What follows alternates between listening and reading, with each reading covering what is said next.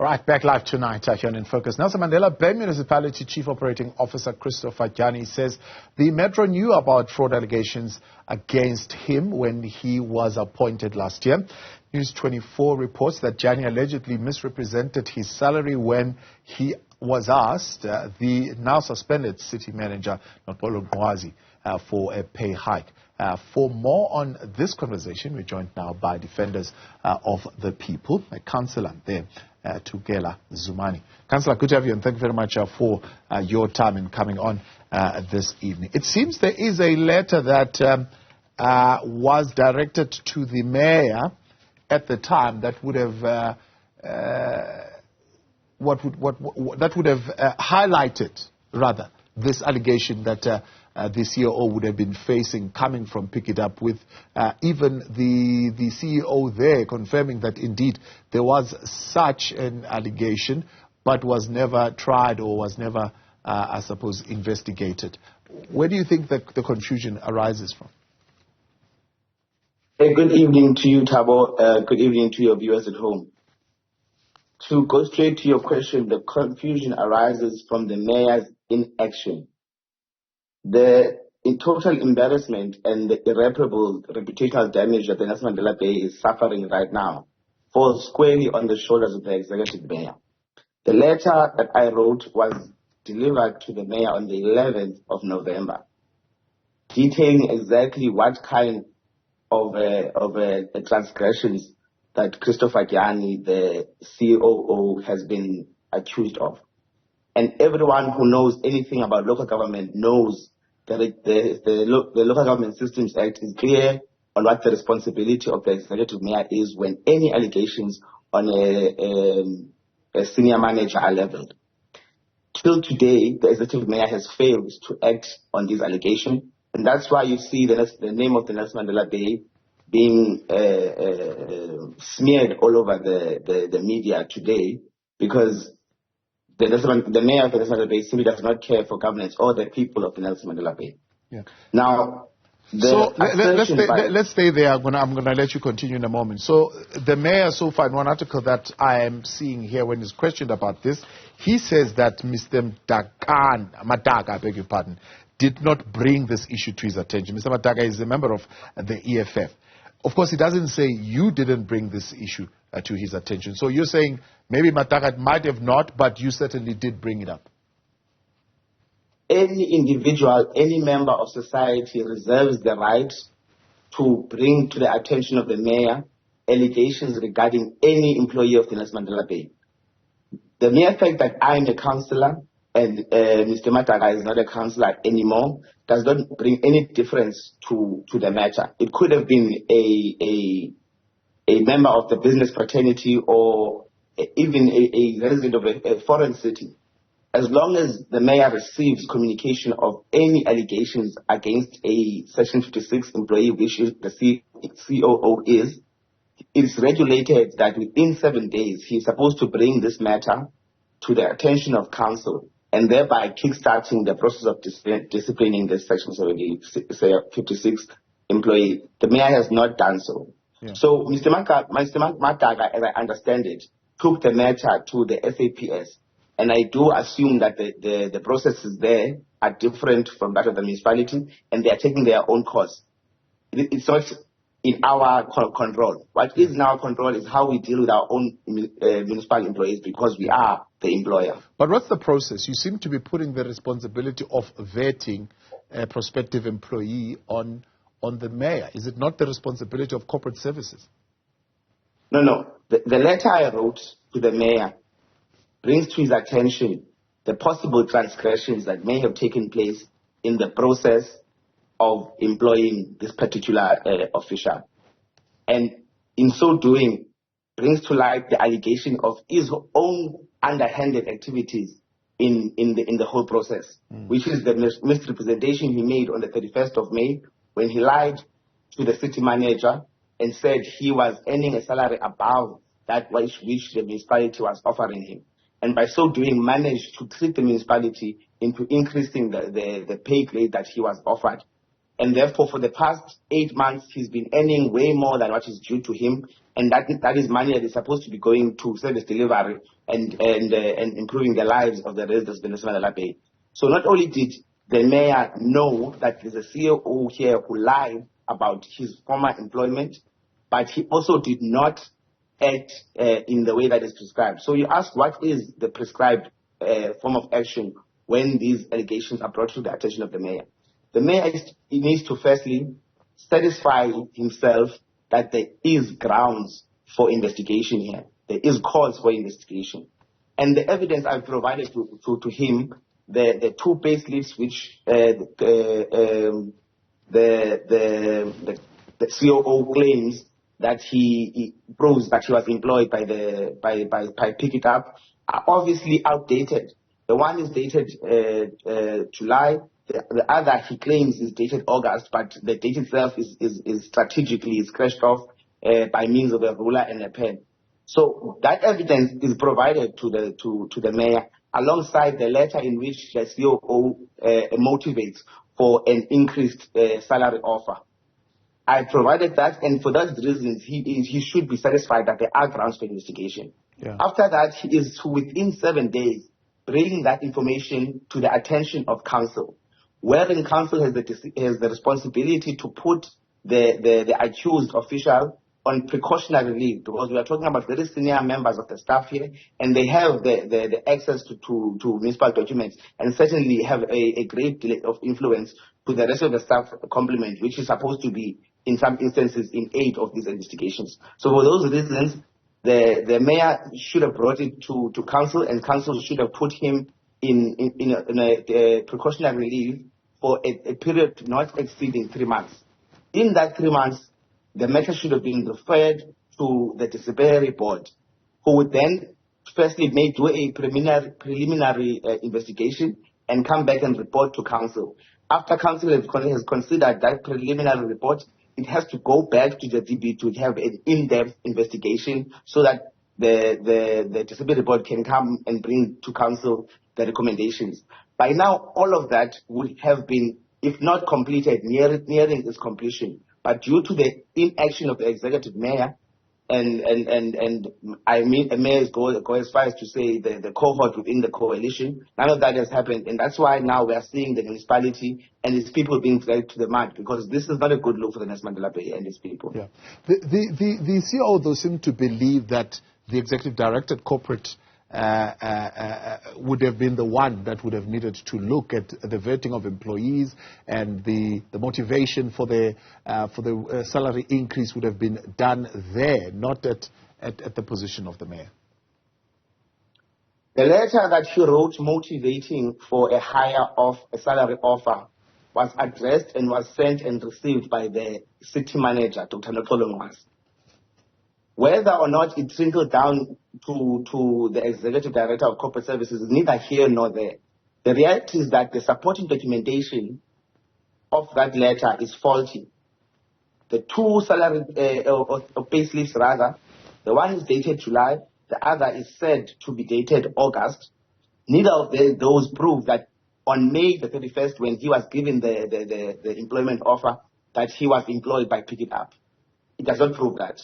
Second to that, the second grounds of suspicion is the fact that the one that he claims is dated August is strategically, or the date is strategically omitted by the use of a pen and a ruler.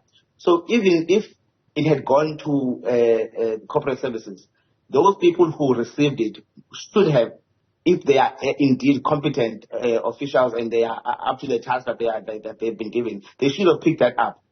The entire city got wind of this, and these pay slips were doing the rounds, and each and everyone who commented on them said, but no, how can everyone miss this? So there is an element of a coordinated attempt to defraud the city and its residents. Yeah. And if at all the executive director of corporate services is involved in it, then she too must be called to account. But the fact of the matter is that these allegations should be long dealt with. Yeah. And this, if at all it's true that this was brought to the attention of the executive director of corporate services, and the fact that Mr. Dyani constantly responds to say No, but the city knew that I had been in trouble in my previous employment. If all the things that he is saying are true, then that is further evidence that there is collusion in the administration to bring or to import the most corrupt of the corrupt from all over the country to come and run this municipality into the ground. I want to talk about that and what you think could have been the process that was followed here. But let's go back to those pay slips. When you look at those pay slips, do they motivate? I mean, we'll talk about the dates just now, but do they motivate that indeed, to the extent that the COO is saying he was being paid the amount that he says he was being paid? Look, Thabo, my interest has never been the amount. His salary is neither here nor there for me. The fact that he was offered a certain amount, the same amount that he applied for, because remember, you don't just receive an employment offer. You look at the advert and it tells you what the job pays, and you apply because you deem that remuneration enough for the job that you're going to be doing. So he applied, and subsequently he was shortlisted, and eventually I was appointed on the 31st of May. On the same day, he writes the amount that is being offered is not enough. Now, the pay slips themselves may or may not prove that he in fact, even though we all know that they don't prove that he was employed at Pick It Up at the time of his employment offer, nor does it prove that he was being paid more or less or more than which he was being offered by the municipality. That's also neither here nor there. The fact that he deliberately misrepresented himself in an effort to increase the amount of money that he will be paid by the Mandela Bay municipality is on its own grounds enough to review and set aside that employment and even claw back the money that he's been paid over the past few months. So you're saying there are no provisions in terms of the processes that would have said, well, as of, let's say if it was true, he says in April 2023 he was still at the employer of Pick It Up. Of course, Pick It Up says he was not at the employer. He stopped being there on the 11th of August 2022, right? But if it was true, you're saying there are no provisions that say if in April 2023 you were earning 2 million per annum, therefore the city needs to match up and put your salary at that level. No, that's what I'm saying, Thabo. Any employment offer is subject to negotiation, and that is common practice. But that negotiation needs to be in good faith and certainly needs to be centered around honesty and integrity, and none of that exists in this instance. Yeah. So what do you think then would have been the process that was followed here? Because according to the CEO at Pick It Up, Mr. Dyani stopped being in their employ on the 11th of August 2022. Yes. So Mr. Dyani, as the reports from Pick It Up suggest, was in deep trouble there because he had charges or rather allegations of gross financial misconduct and also just general incompetence in the job that he was doing. So when he smelled the smoke, he knew a fire was coming and he ran. And because we have an executive mayor here who constantly protects criminality, constantly protects corruption, he saw it best to come and restart his career here. Unfortunately, we got wind of it as the councillor of Mandela Bay, and we are dealing with it. It's also very unfortunate that there are certain councillors, namely the regional chairperson of the EFF, Councillor Kayangisha, who is hell-bent on protecting, alongside the mayor, protecting the COO from facing these allegations. On a council meeting on the I believe it was the 21st of November, I stood up and brought to the attention of the council these allegations against Mr. Dyani and also allegations against the executive mayor, where he is accused of spending money of the municipality to fight his own legal battles. And as I was bringing that to the attention of Councillor Kayanjanisha of the EFF got up and insinuated that I was out of order for bringing it, hiding behind a technicality around the word an open case or a person who's been charged. Now, it's exactly that kind of behavior from so-called leaders of society, such as Councillor Kayanyesha, that promotes the constant disregard for the rule of law in our city. Yeah. And the residents of National Bay deserve better, which is why constantly we've been calling on the provincial government, we've been calling on SALGA, we've been calling on COTA, National Treasury, to intervene, because there's an ugly web of corruption brewing in the Nelson Mandela Bay, pinned on the inaction and the incompetence of the executive mayor, supported by the hooliganism of Councillor Kayanyesha and the EFF. And I strongly condemn these acts. But of course, we can't expect the executive mayor to act any different, because one day he too is going to be held accountable for his actions, and perhaps he's going to want the kind of support he's offering to his fellow mischievous cohorts. He's going to need that same kind of protection. So it's unfair of us to actually expect him to act any different, because he himself is facing his own troubles. But the question becomes, why is the EFF, who constantly boast about being the authority of good governance, the authority of the fight against corruption, why is the EFF so bold as to stand before council and say these things should not be spoken of because so and so have not yet been charged? Yeah. It begs the question then, Thabo, that does Councillor Kayanyesha suspect at some point? You are saying that this meanders, maladministration, maybe for lack of a better word, are being upheld by the coalition that is keeping that mayor in his position, and I suppose that government being led by that particular coalition. Well, if you don't stand against it, it means you are in support of it. That's as far as the rest of the coalition goes.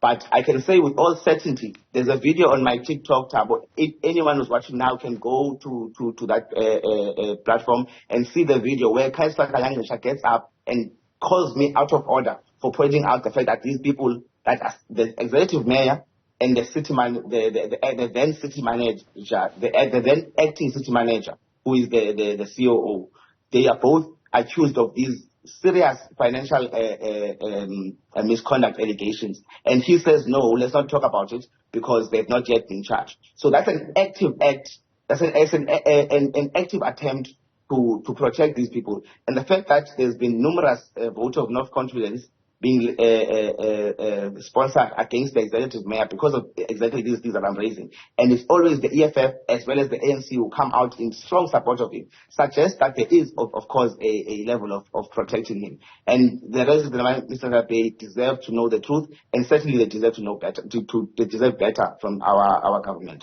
Councillor Tukela Zumani of the Defenders of the People Party in the Nelson Mandela Bay Municipality.